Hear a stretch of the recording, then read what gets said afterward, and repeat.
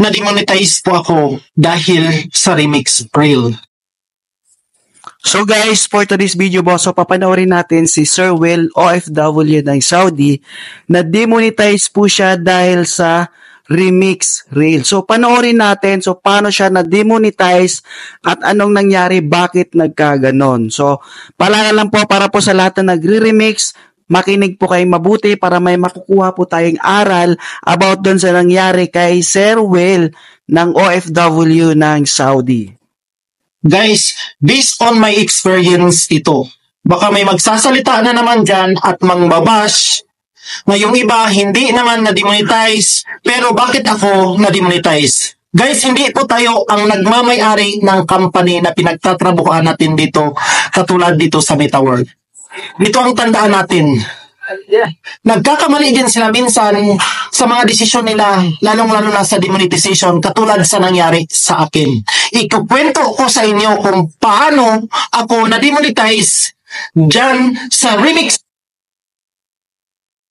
reels na yan. Makakuha kayo ng aral dito. At baka kapag nakikita niyo ang video ito, maiiwasan ninyo kasi guys, mahirap po magkaroon ng demonetization sa ating monetize. Ma-demonetize tayo. Magre-red lahat ang ating monetization. In-stream ads, branded tagging, stars, ads on reels. Guys, napakahirap.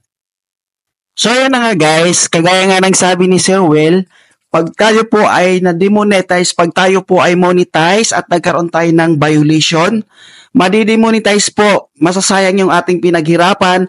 Kung monetize na po tayo sa ads on reels, monetize na tayo sa in-stream ads, masasayang po yung ating pinaghirapan. Lahat po yun, babawiin ni Meta yung ating mga tools. Kaya ingat-ingat po. So, back to Sir Will po tayo, pakinggan po natin yung kanyang sinasabi. Parang maiiyak ka sa sobrang tagal na pinaghirapan mo ay ma-demonetize ka lang.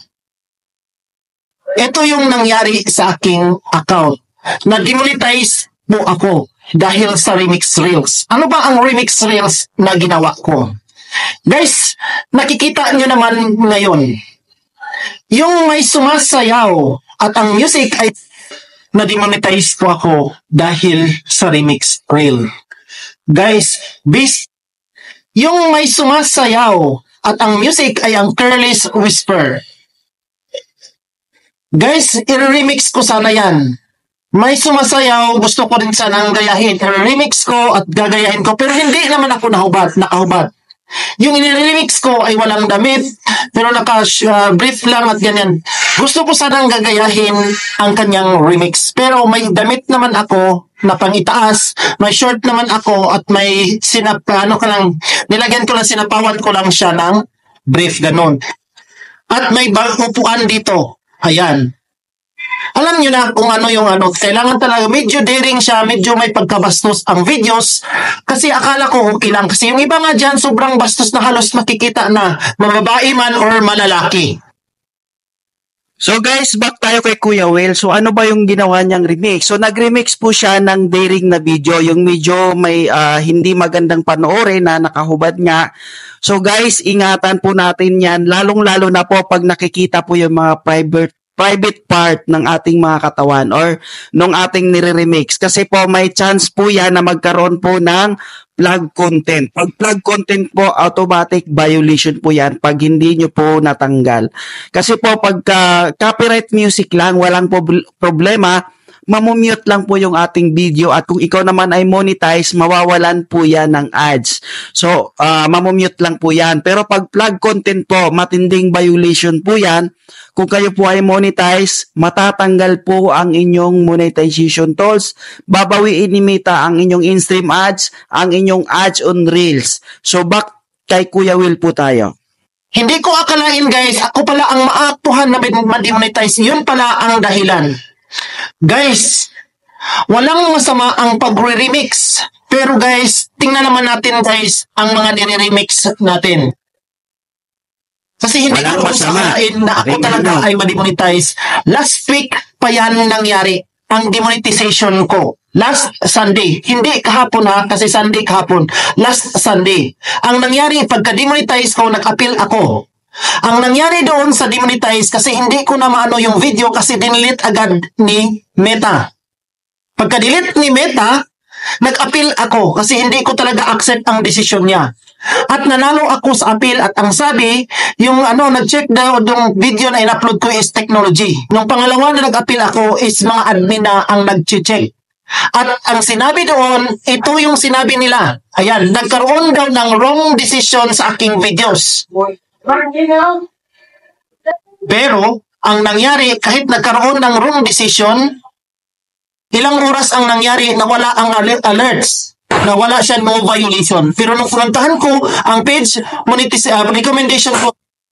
So yun na nga, paging case naman guys, kasi artificial intelligence lang po yung nag-check sa database ni Meta, sa system ni Meta, ibig sabihin AI, artificial intelligence. So pag in case sa tingin nyo na wala naman kayong nilabag na mali, pwede kayo mag-appeal. So mayroon tayong procedure na ginagawa niyan, pwede tayong mag-appeal na wala tayong nilabag na mali. Pero pag in case naman na mali talaga tayo guys, flag content yon at ang violation natin, abay matinding violation po yon. Monetization is nandun pa rin mang red sa aking monetization. At ang nakalagay doon, ang aking stars ay mawawala within 24 hours. Pero ang aking another monetization tools ay magbalik siya after 7 days. Ganon pala yan. Kahit mali yung decision nila, hindi nila agad-agad ibabalik yung monetization mo. Kahit hindi mo mali. Based on my experience lang, iwan ko kung ano ang nangyari din sa ibang mga content creator kasi ganito ang nangyari sa akin. Pinapakita ko sa inyo lahat dito, ayan. Papakita ko yung pagka-demonetize ko, yan, red lahat yan. So di ba guys, kagaya kay Kuya na demonetize lahat. So para maiwasan natin at hindi masayang yung ating pinaghihirapan na monetization, bihira lang ma-invite sa ads on Reels, tandaan nyo yan. At saka sa in-stream ads naman, napakahirap abutin yung 60,000 minutes.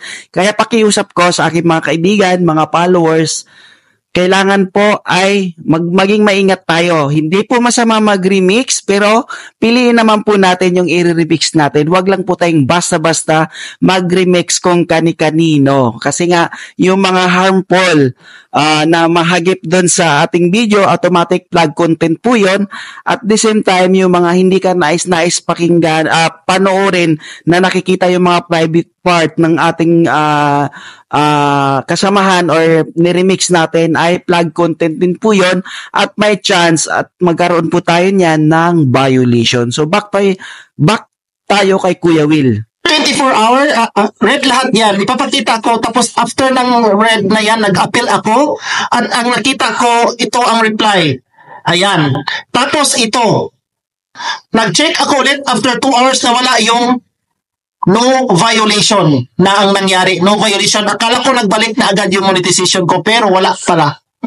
At nakita ko na lang na may nakasulat doon sa page recommendation ko sa monetization na so, kaya ganun po ang nangyari doon kay Kuya kasi ibig sabihin po nun, ang kanyang violation ay flag content. So, ano ba yung flag content? Matinding violation yan.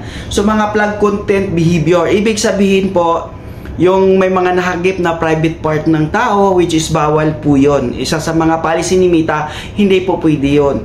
At saka yung mga harmful, dapat na hindi makita sa video. Halimbawa po yung mga paputok or kung ano mang bagay na magkukos ng harmful sa isang tao, bawal din po yun, which is violation din po yun. Kaya guys, ingat-ingat tayo sa pagre-remix. Hindi po lahat, lalong-lalo na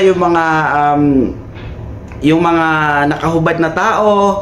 So pag i-remix po natin yan, may tendency, may chance po tayo na magkaroon ng violation na flag content. Pag flag content po guys, po pwedeng bawiin ni Meta. Kung tayo po ay monetize, po pwede niya pong bawiin yung ating monetization. At sayang naman yung ating pinaghirapan na in-stream ads, 60 minutes, 60,000 minutes para mabuo natin yon, ang hirap. Tapos yung ads on Reels, kung tayo po ay monetize, babawiin din po ni Meta yan pag hindi natin dinilit yon. Kasi po, matinding violation po yung flag content. So I hope guys, may natutunan tayo kay Kuya Will, OFW ng Saudi. So iwasan po natin. Wala pong masamang mag-remix, pero po, pipiliin lang po natin dapat yung ating i-remix kung pasok po ba sa standard or policy ni Meta. Kasi po pag copyright po, wala pong problema, mamamute lang po yan at mawawala ng ads. Pero anyway, lahat po yon, copyright music man yan or mga ganong nakahubad na video, nakahubad na damit na video, which is maging maingat po tayo kasi po para din po sa atin na hindi tayo magkaroon ng violation. So I hope may natutunan po tayo for today. So i-follow nyo po ako for more update and tutorial video. Maraming salamat and have a nice day.